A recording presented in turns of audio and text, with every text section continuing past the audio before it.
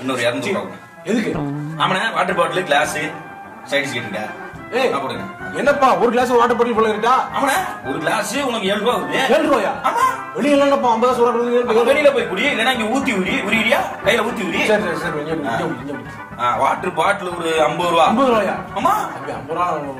Water packet ஒரு 7. சரி.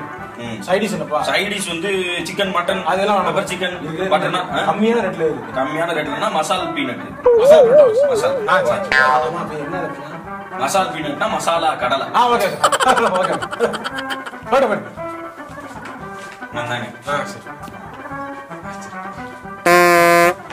தம்பி, இங்க பாருங்க. யாரா சாப்பிட வாங்கி வச்சு போயிட்டீங்க. இதான் மசாலா கடலை கேட்டில. என்னப்பா 3 இருக்கு? 3 இருக்கா?